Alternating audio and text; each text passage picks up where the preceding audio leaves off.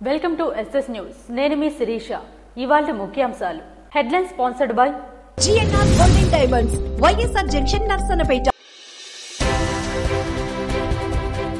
అన్నదాత సుఖీభవ రెండవ విడత జమ చేయనున్నట్లు రాష్ట్ర వ్యవసాయ శాఖ మంత్రి కింజరాపు అచ్చెన్నాయుడు వెల్లడి. ముఖ్యమంత్రి చంద్రబాబు నాయుడు ఈ నెల 19న వైఎస్ఆర్ జిల్లా కమలాపురం నియోజకవర్గంలో అధికారులు ప్రజాప్రతినిధులతో కలిసి రైతుల ఖాతాల్లో జమ చేయనున్నట్లు వెల్లడి. ఐబొమ్మ నిర్వాహకుడు రవిని అరెస్టు చేసిన సిపి సజ్జనార్. పైరసీ వెబ్సైట్ నిలిపివేయడంపై సినీ నటులు ప్రశంసలు. ఫిట్నెస్ లేకుండా నడుపుతున్న పలు ప్రైవేట్ వ్యవస్థలపై చర్యలు తీసుకోవాలని ఏవైఎఫ్ డిమాండ్. ఈ మేరకు జిల్లా గ్రీవెన్స్ లో వినతి పత్రం అందజేత. సౌదీ అరేబియాలో ఘోర బస్సు ప్రమాదంలో 42 మంది సజీవ దహనం. ధర్మాన కృష్ణ చైతన్యపై ప్రభుత్వం అత్యంత దుర్మార్గంగా అక్రమ కేసులు బనాయించిందని లీగల్ సెల్ రాష్ట్ర అధ్యక్షుడు గొలువి గణేష్ ఆరోపణ.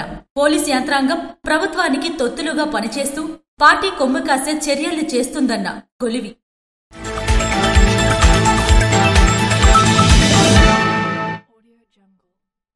ఈ నెల 19న అన్నదాత సుఖీభవ రెండవ విడత జమ చేయనున్నట్లు రాష్ట్ర వ్యవసాయ శాఖ మంత్రి కింజరాపు అచ్చెన్నాయుడు వెల్లడించారు.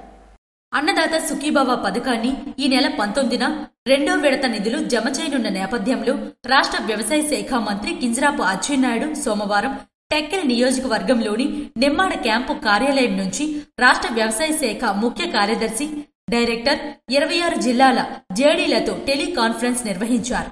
ఈ సందర్భంగా మంత్రి పలు సూచనలు అధికారులకు జారీ చేశారు. కేంద్ర ప్రభుత్వం సీఎం కిసాన్ నిధులు అదే రోజు విడుదల చేయనున్న నేపథ్యంలో రాష్ట్ర ప్రభుత్వం వాటా కలిపి రైతుల ఖాతాల్లో జమ చేయనున్న నేపథ్యంలో కేంద్ర రాష్ట్ర ప్రభుత్వాల వాటాతో కలిపి మొత్తం 7,000 అందించనున్నామని తెలిపారు. రాష్ట్రంలో అర్హులైన ప్రతి రైతుకు అన్నదాత సుఖీభవ పథకం లబ్ధి అందాలని, రైతులకు చేయూతనివ్వడం భారం కాదు, బాధ్యత అని గుర్తెరగాలని అన్నారు. అన్నదాత సుఖీభవ పీఎం కిసాన్ పథకం రెండో విడత అమలు కార్యక్రమం పండగ వాతావరణంలో జరగాలని, అందుకు అవసరమైన చర్యలు చేపట్టాలని ఆదేశించారు. రాష్ట్ర ముఖ్యమంత్రి నారా చంద్రబాబు నాయుడు ఈ నెల 19న వైఎస్ఆర్ జిల్లా కమలాపురం నియోజకవర్గంలో అధికారులు ప్రజాప్రతినిధులతో కలిసి రైతుల ఖాతాల్లో నగదు జమ చేసేందుకు ఏర్పాటు చేసిన కార్యక్రమానికి అవసరమైన చర్యలు చేపట్టాలని వ్యవసాయ శాఖ మంత్రి అధికారులను ఆదేశించారు.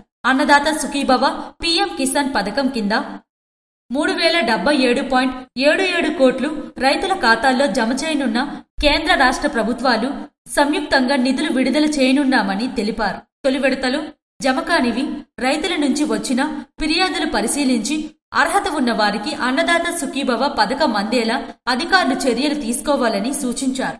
రాష్ట్ర వ్యాప్తంగా పండగ వాతావరణంలో జరగాలని అధికారులకు సూచించారు. వెబ్లైన్లో నమోదు కానివి అర్హత ఉన్న వారికి అందలేదని, రైతుల నుంచి వస్తున్న ఫిర్యాదులు పరిశీలించి అర్హత ఉన్న రైతులకు పథకం అందేలా చర్యలు తీసుకోవాలని సూచించారు. కింద స్థాయి సిబ్బంది గ్రామాల్లో పర్యటించి రైతులకు ప్రత్యేక అవగాహన కార్యక్రమాలు నిర్వహించాలని ఆదేశించారు.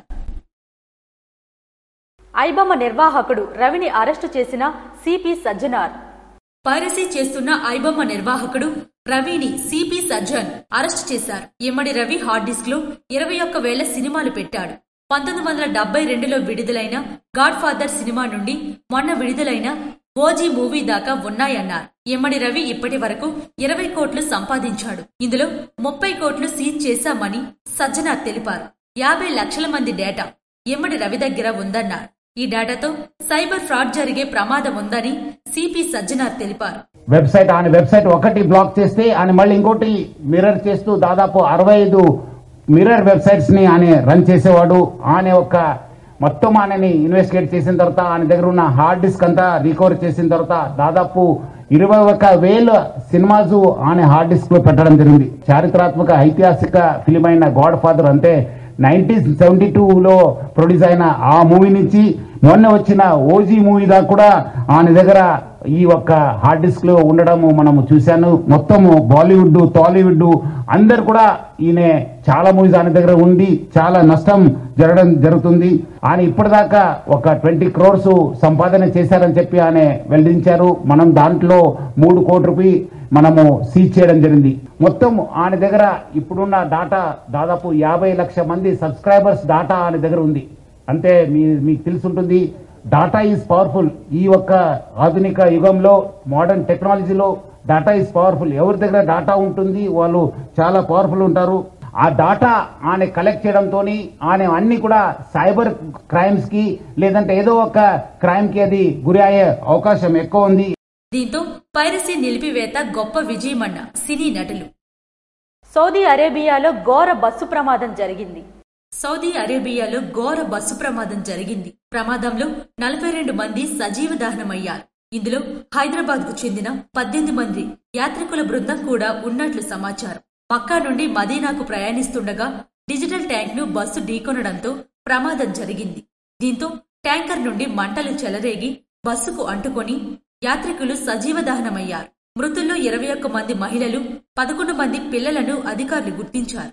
బస్సు పూర్తిగా కాలిపోవడంతో గుర్తించలేని స్థితిలో దహనమైన మృతదేహాలు. మృతుల్లో హైదరాబాద్ కు చెందిన 18 మంది యాత్రికుల బృందం కూడా ఉన్నట్లు సమాచారం. ప్రమాదంలో ప్రాణాలతో బయటపడ్డ ఒక వ్యక్తి. ప్రజా ఫిర్యాదులకు ప్రాధాన్యత ఇచ్చి వాటి పరిష్కారం చూపాలని జిల్లా ఎస్పీ కేవి మహేశ్వర్ రెడ్డి సూచించారు. ప్రజా ఫిర్యాదుల స్వీకరణ, పరిష్కారం కార్యక్రమంలో స్వీకరించే ఫిర్యాదులకు ప్రాధాన్యత ఇచ్చి పూర్తి స్థాయిలో విచారణ జరిపి పరిష్కారం చూపాలని పోలీస్ అధికారులను జిల్లా ఎస్పీ కేవి మహేశ్వర్ రెడ్డి ఆదేశించారు. సోమవారం జిల్లా పోలీస్ కార్యాలయంలో జిల్లా ఎస్పీ ప్రజా ఫిర్యాదుల స్వీకరణ, పరిష్కార కార్యక్రమం నిర్వహించారు.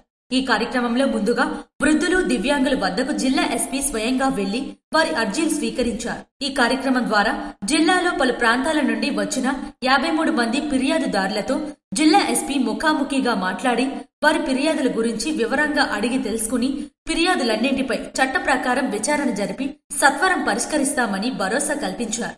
ఆయా ఫిర్యాదుల గురించి సంబంధిత పోలీస్ స్టేషన్లో అధికారులతో ఫోన్లో మాట్లాడి త్వరితగతిన చట్ట ప్రకారం విచారణ జరిపి బాధితులకు న్యాయం అందేలా చూడాలన్నారు.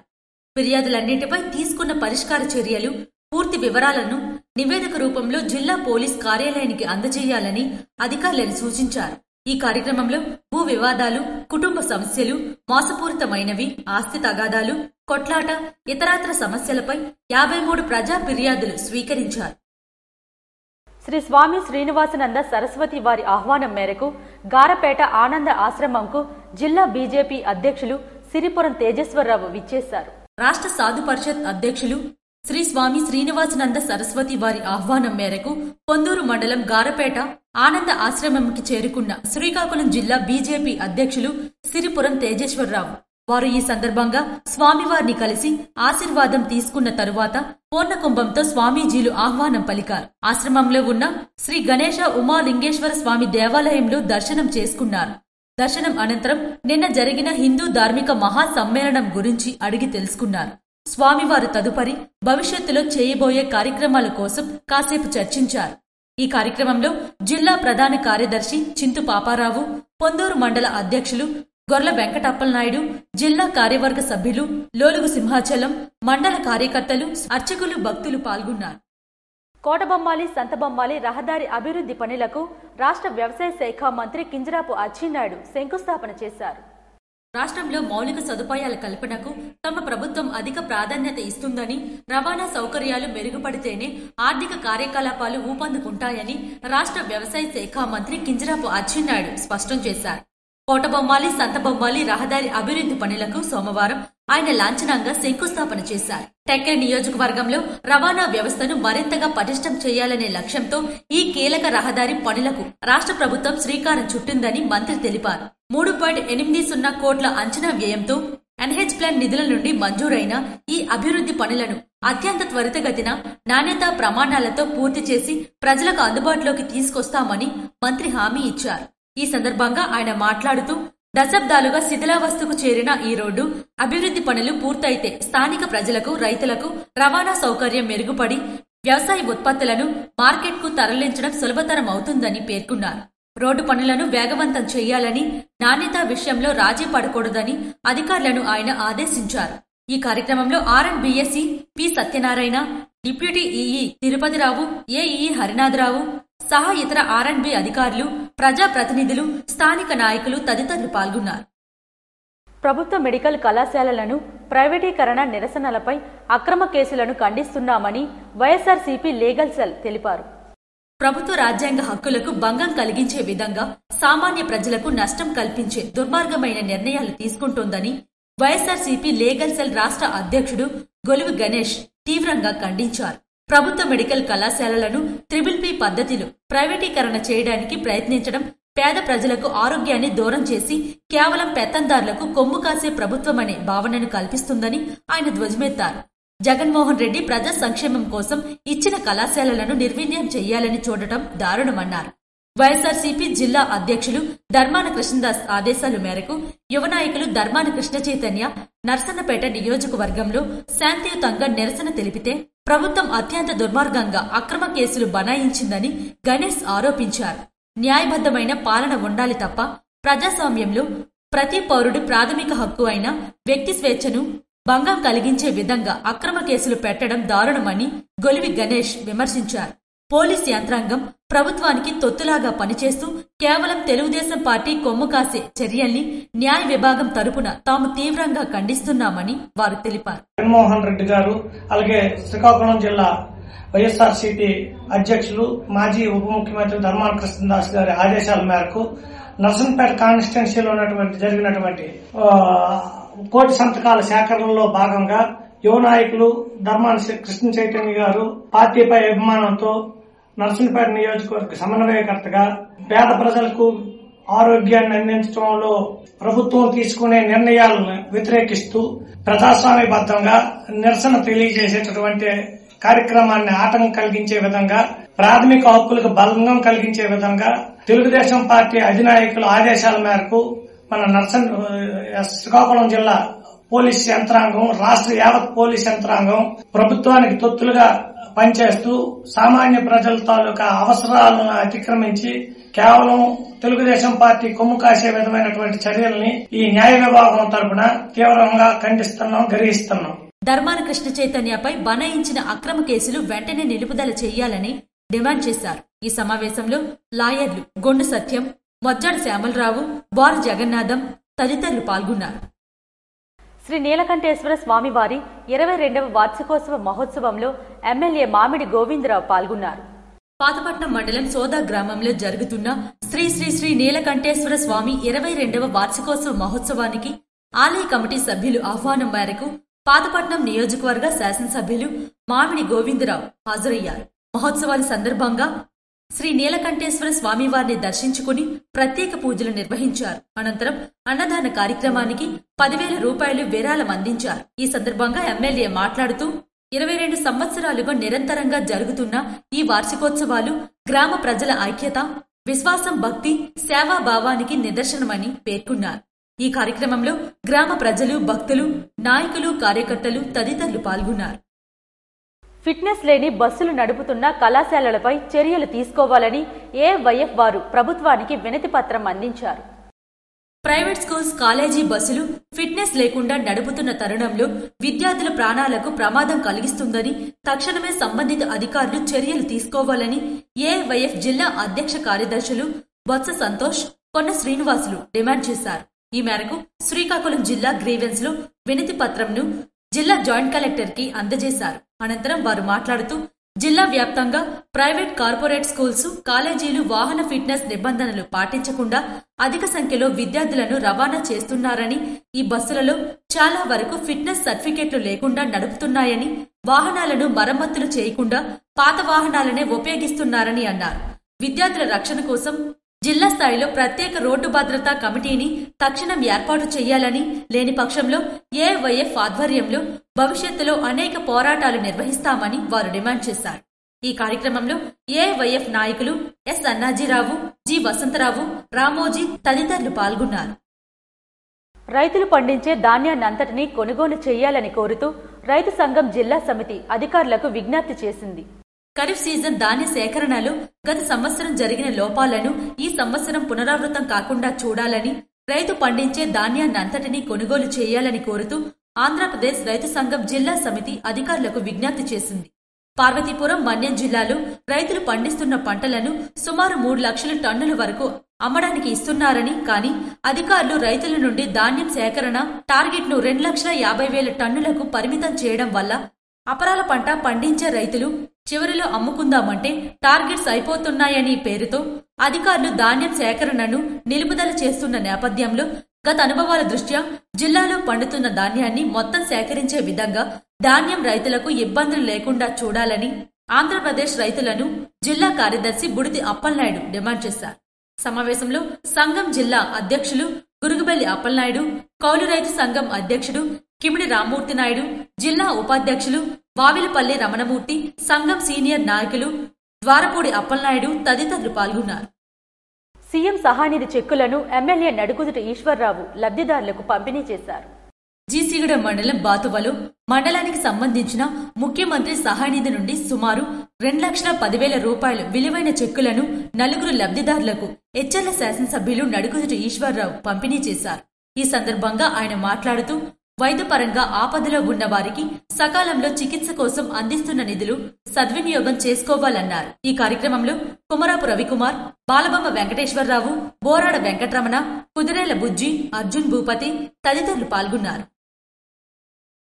రాష్ట్ర ప్రభుత్వం స్మార్ట్ కిచెన్ల సెంటర్లను తక్షణమే విరమించుకోవాలని యూనియన్ జిల్లా అధ్యక్షురాలు అల్లు మహాలక్ష్మి డిమాండ్ చేశారు.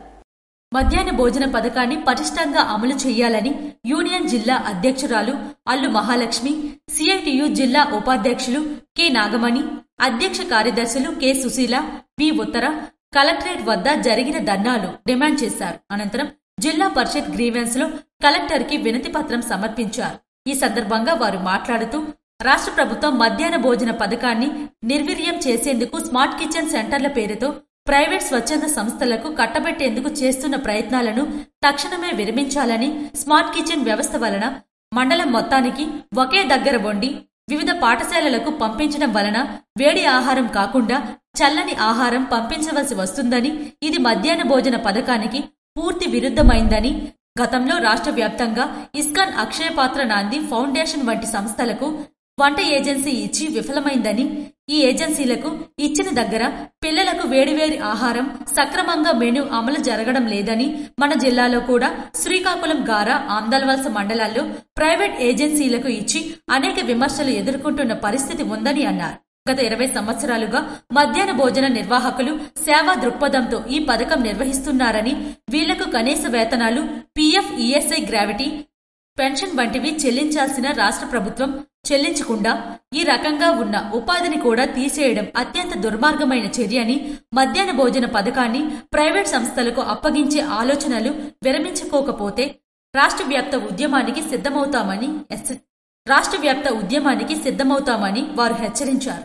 ఈ కార్యక్రమంలో T Seethamma, K Kausalya, Y Lakshmi, P Bhudevi, G Prabhavathi తదితరులు పాల్గొన్నారు. గర్భం దాల్చిన 37 వారాల ముందు జన్మించిన శిశువును ముందస్తు శిశువుగా పరిగణించవచ్చని డాక్టర్ అమిత్ అన్వేష్ తెలిపారు. వరల్డ్ ప్రీ మెచ్యూరిటీ డే సందర్భంగా లిటిల్ మాస్టర్స్ తల్లి పిల్లల హాస్పిటల్ డయాగ్నోస్టిక్ సెంటర్లో సోమవారం ముందస్తుగా జన్మించిన చిన్నారుల తల్లిదండ్రులకు నియోనటాలజిస్ట్ డాక్టర్ అమిటి అన్వేష్, స్వాతి వసంతలు అవగాహన కల్పిస్తూ గ్రాడ్యుయేషన్ ఫార్మనీ కార్యక్రమాన్ని నిర్వహించారు. నవజాత శిశువులు చాలా సాధారణంగా శ్వాస సంబంధిత సమస్యలతో బాధపడుతుంటారని, వారికి కృత్రిమ శ్వాస కోసం మద్దతు అవసరమని తెలిపారు. ప్రీ మెచ్యూరిటీ శిశువులు చాలా తెలివైన వారై ఉంటారని, వారిలో ఐక్యూ లెవెల్స్ కూడా సాధారణ శిశువుల కంటే అధికంగా ఉంటుందని తెలిపారు. న్యూటన్, ఐన్స్టీన్ వంటి ప్రఖ్యాత శాస్త్రవేత్తలు కూడా ప్రీ మెచ్యూర్ శిశువుల కోవకే చెందిన వారని వివరించారు. ఎన్ఐసియు లెవెల్ 4 శిశువుల్లో అత్యంత క్లిష్టమైన, తీవ్రమైన కేసులకు అత్యంత ప్రత్యేకమైన చికిత్సను అందించే నియోనటల్ కేర్ అంతిమ స్థాయి అని స్పష్టం చేశారు. లెవెల్ 4 చిన్నారులు సాధారణంగా 2 కేజీల కంటే ఎక్కువ బరువు కలిగి ఉంటారని, అటువంటి శిశువులకు కూడా అత్యంత తీవ్రమైన పరిస్థితిలో వైద్య సేవలు అందజేశామని వివరించారు. అనంతరం తమ ఆసుపత్రిలో చికిత్స పొంది సంపూర్ణ ఆరోగ్యవంతులుగా ఉన్న నవజాత శిశువుల తల్లిదండ్రులకు కిట్లను, బహుమతులను అందజేసి వారితో కేక్ కట్ చేయించి సంబరాలు నిర్వహించారు. ఈ కార్యక్రమంలో ముందుగా తల్లిదండ్రులతో కొన్ని ఆటలను ఆసుపత్రి సిబ్బంది ఆడిపించారు. ఈ కార్యక్రమంలో మార్కెటింగ్ మేనేజర్ సంతోష్ కుమార్, ఆసుపత్రి సిబ్బంది పాల్గొన్నారు. రణస్థలం గ్రామంలోని మండల ప్రజా పరిషత్ పాఠశాలను సర్పంచ్ పిన్నిటి వెంకట బానోజీ నాయుడు పరిశీలించారు. హెచ్ఎల్ నియోజకవర్గం రణస్థలం మండలం రణస్థలం గ్రామంలోని మండల ప్రజా పరిషత్ ఉన్నత పాఠశాలను ఉమ్మడి శ్రీకాకుళం జిల్లా సర్పంచ్ల సంఘం అధ్యక్షులు మరియు రణస్థలం సర్పంచ్ పిన్నిటి వెంకట బానోజీ నాయుడు పరిశీలించారు. ఈ సందర్భంగా వారు పిల్లలకు ఇస్తున్న ఆహార నాణ్యతను పరిశీలించారు. ముఖ్యంగా ఆడపిల్లలు ధైర్యంగా ఉండాలని, ఎటువంటి అవాంఛనీయ సంఘటనలు చూసినా వెంటనే పాఠశాల ఉపాధ్యాయులకు మరియు తల్లిదండ్రులకు తెలియపరచాలని చెప్పారు. వీరితో పాటు పాఠశాల ఉపాధ్యాయులు, పిల్లల తల్లిదండ్రులు, వార్డు మెంబర్లు పాల్గొన్నారు.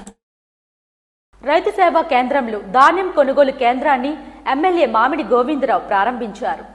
పాతపట్నం నియోజకవర్గంలో వ్యవసాయ రంగాన్ని మరింత బలోపేతం చేయాలన్న లక్ష్యంతో ప్రభుత్వం చేపడుతున్న రైతు సంక్షేమ చర్యల్లో భాగంగా ఎల్లంపేట మండలం టీకేపురం రైతు సేవా కేంద్రంలో ఏర్పాటు చేసిన ధాన్యం కొనుగోలు కేంద్రాన్ని పాతపట్నం నియోజకవర్గం శాసనసభ్యులు మామిడి గోవిందరావు ఘనంగా ప్రారంభించారు.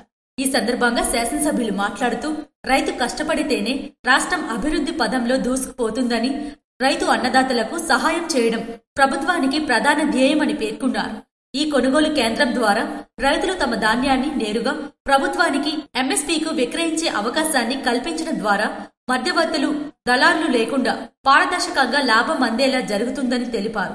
అంతేకాక రైతులు ఎలాంటి ఇబ్బందులు ఎదుర్కొన్నా తక్షణమే పరిష్కరించేందుకు ప్రత్యేకంగా హెల్ప్ డెస్క్లు ఏర్పాటు చేయాలని అధికారులను ఆదేశించారు. గ్రామస్తుల సమస్యలు, రైతుల సూచనలు అక్కడికక్కడే విని వెంటనే పరిష్కార చర్యలు తీసుకునే విధంగా వ్యవసాయ శాఖ, సివిల్ సప్లై విభాగం అధికారులు సమన్వయంతో పనిచేయాలని సూచించారు. ఈ కార్యక్రమంలో వ్యవసాయ శాఖ అధికారులు, ఎన్డీఏ కూటమి నాయకులు, కార్యకర్తలు తదితరులు పాల్గొన్నారు. ప్రజల ప్రయాణ సౌకర్యం కొరకు ఏపీఎస్ఆర్టీసీ బస్సును పలాస శాసనసభ్యురాలు గౌత్ శిరీష ప్రారంభించారు. పలాస నియోజకవర్గంలోని వజ్రపు కొత్తూరు మండలం గొల్లపాడు గ్రామంనకు బస్సు సౌకర్యం లేనందున గ్రామ ప్రజల ప్రయాణ సౌకర్యం కొరకు ఏపీఎస్ఆర్టీసీ బస్సును పలాస శాసనసభ్యురాలు గౌత్ శిరీష సోమవారం ప్రారంభించారు. ఉమ్మడి శ్రీకాకుళం జిల్లా రేగడి మండలం కొల్లివలస గ్రామంలో వెలిసిన శ్రీ ఎండల మల్లికార్జున స్వామి దేవాలయంలో మహారుద్రాభిషేకం, కోటి దీపోత్సవ కార్యక్రమం అఘోరాలు నాగ సాధువుల ఆధ్వర్యంలో నిర్వహించనున్నారు. దీంట్లో అఘోరాలు రాజ్యం నుండి పాదయాత్రగా శివనామ స్మరణ చేసుకుంటూ మహిళా భక్తుల ఆధ్వర్యంలో ఆలయానికి చేరుకున్నారు.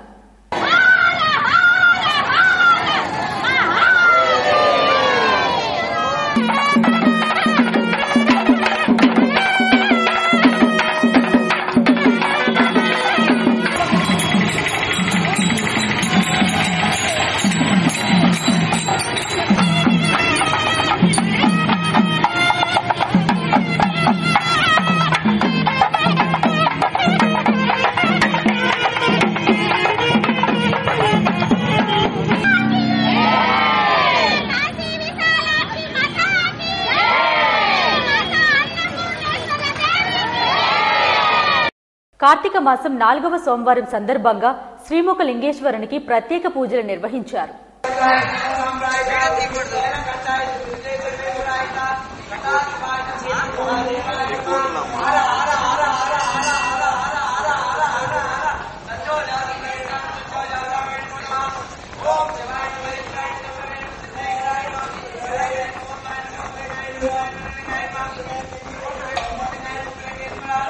జలుమూరు మండలం శ్రీముఖలింగంలోని శ్రీముఖలింగేశ్వర ఆలయంలో కార్తీక మాసం చివరి సోమవారం సందర్భంగా అత్యంత భక్తి శ్రద్ధలతో స్వామివారికి ప్రత్యేక పూజలు నిర్వహించారు.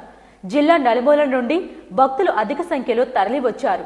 భక్తులకు ఎలాంటి ఇబ్బందులు కలగకుండా అన్ని ఏర్పాట్లు చేసినట్లు ఆలయ ఈవో ఏడుకొండలు తెలిపారు. అవాంఛనీయ సంఘటనలను నివారించడానికి పోలీసులు బందోబస్తు ఏర్పాటు చేశారు. అలాగే ఈ కార్యక్రమంలో తీర్థ ప్రసాదాలను భక్తులకు అందించారు. నా పేరు రమణ, మాదే చుంగరాడు మెట్ట దగ్గర జాడపేట గ్రామం. మేము సోమవారం దర్శనం కోసం వచ్చాం. ఇక్కడికి చాలా బాగుంది, అన్ని స్పెషల్స్ బాగున్నాయి, లైన్ బాగుంది, క్యూ బాగుంది, పోలీస్ కోఆపరేషన్ కానీ కోఆపరేషన్ అంతా బాగుంది. ఆలయం కూడా చాలా బాగుంది, నీట్ గా ఉంది, దర్శనం కూడా చాలా చక్కగా జరుగుతుంది. ఇంకా అందుకున్న భక్తులు ఏం కోరుకుంటాం, మేము అంతమించి కోరుకుంటే ఇంకేం ఉండదు. ఇంకా స్వామి బ్లెస్సింగ్స్ మాకు కావాలి అంతకుమించి ఇంకేముంది. ఇంకా దాంతోపాటు స్వామివారికి ఈ అగరబత్తి తీసుకొచ్చాం. క్రౌడ్ ఎక్కువ ఉంది కాబట్టి ఆ క్రౌడ్ లో వాళ్ళు ఏం చేయలేము, మనం ఏం చేయలేం. ఇది సుమారుగా 12 గంటల కాలం వెలిగే అగరబత్తి ఇది. స్వామివారు మాకు ఎంతో ప్రీతి. ఎందుకంటే దీంతో పోటీన్స్ వచ్చాం, ప్రతి ఇయర్ ఒకటి వస్తున్నాం, బాగుంది. ఎవ్రీ ఇయర్ కూడా బాగా అభివృద్ధి చెందింది కాబట్టి మనం కూడా రావాలనే ఉద్యోగంతో ఉన్నాం. దాంతో కూడా వచ్చాం, చక్కగా దర్శనం జరిగింది. చాలు, భగవంతుడు అదే మనకి ఇచ్చే ఒక గాడ్ గిఫ్ట్ అది. ఇవి ఈనాటి వార్తలు. మరిన్ని వార్తలతో మళ్ళీ కలుద్దాం. చూస్తూనే ఉండండి SS న్యూస్.